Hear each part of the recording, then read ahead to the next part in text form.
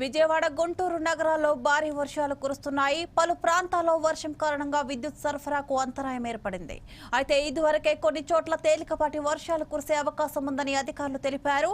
ఈ నేపథ్యంలో రైతులు వ్యవసాయ పనుల్లో తగిన జాగ్రత్తలు తీసుకోవాలని, ప్రజలు అప్రమత్తంగా ఉండాలని ఏపీ విపత్తుల నిర్వహణ సంస్థ వెల్లడించింది.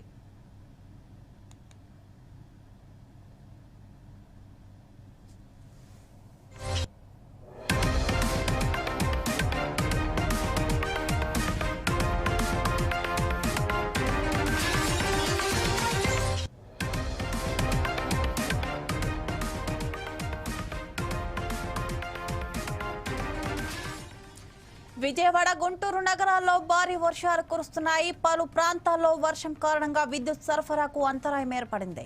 అయితే ఇదివరకే కొన్ని చోట్ల తేలికపాటి వర్షాలు కురిసే అవకాశం ఉందని అధికారులు తెలిపారు. ఈ నేపథ్యంలో రైతులు వ్యవసాయ పనుల్లో తగిన జాగ్రత్తలు తీసుకోవాలని, ప్రజలు అప్రమత్తంగా ఉండాలని ఏపీ విపత్తుల నిర్వహణ సంస్థ హెచ్చరించింది.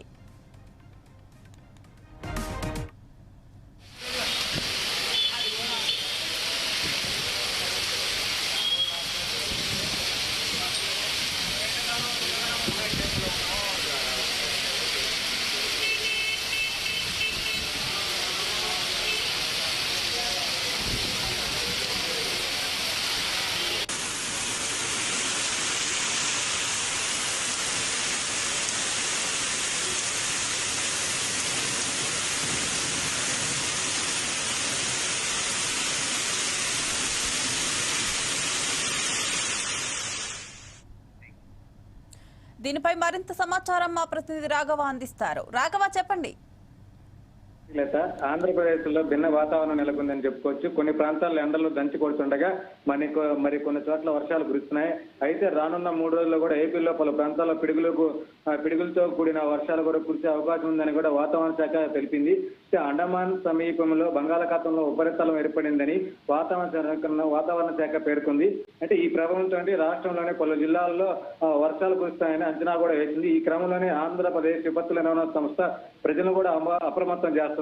రాష్ట్రంలో రానున్న 3 రోజులు కూడా కొన్ని చోట్ల ఎండ, మరి కొన్ని చోట్ల పిడుగులతో కూడిన వర్షాలు కురిసేందుకు కూడా అవకాశం ఉందని ఏపీ విపత్తుల నిర్వహణ సంస్థ మేనేజింగ్ డైరెక్టర్ రోహిణి కుర్మానాథ్ కూడా వెల్లడించారు.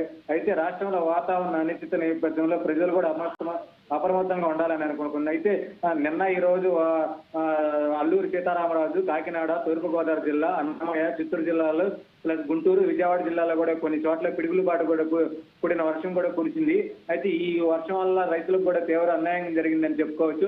అంటే ఆరుగాల పంటలు పండించి ఇప్పుడు ఆల్రెడీ మిరప పంట చేతికి అందిన దశలో పొలాల్లో ఆరబెట్టి ఎండబెట్టడానికి కూడా మిరపకాయలు కూడా పొలాల్లో చాలా ఎకరాల్లో కూడా ఉంది. అదే విధంగా కొన్ని ఎకరాల్లో అయితే వరి కూడా కోత దశ కూడా వచ్చింది. కొన్ని చోట్ల అయితే వరి కూడా పొలాల్లో కూడా ఎండబెట్టడం జరుగుతుంది. ఈ వర్షం వల్ల కూడా వరి ధాన్యం కూడా తడిచిపోయిందని రైతులు కూడా ఆందోళన వ్యక్తం చేస్తున్నారు. అంటే అకాల వర్షాలు కురవడం కూడా ఎండాకాలంలో కూడా రైతులకు కూడా చాలా ఇబ్బందికరంగా ఉందని కూడా రైతులు తెలుపుతున్నారు. అయితే ఈ నేపథ్యంలో కూడా రాష్ట్ర ప్రభుత్వం కూడా ఎక్కడికెక్కడ వర్షాలు పడితే అప్రమత్తం కూడా ఆదేశాలు జారీ చేసింది. ఇప్పటికే సీఎం కూడా వాతావరణ గురించి కూడా అధికారులతో కూడా దిశానిర్దేశం చేశారు. ఎక్కడెక్కడ వర్షాలు పడుతున్నాయి, అక్కడ రైతుల యొక్క పంట నష్టం కానీ ఏదైనా జరిగితే ఎప్పుడేమంటే కలెక్టర్లు కూడా దిశానిర్దేశం కూడా చేసినట్టు కూడా తెలుస్తుంది. శ్రీలత.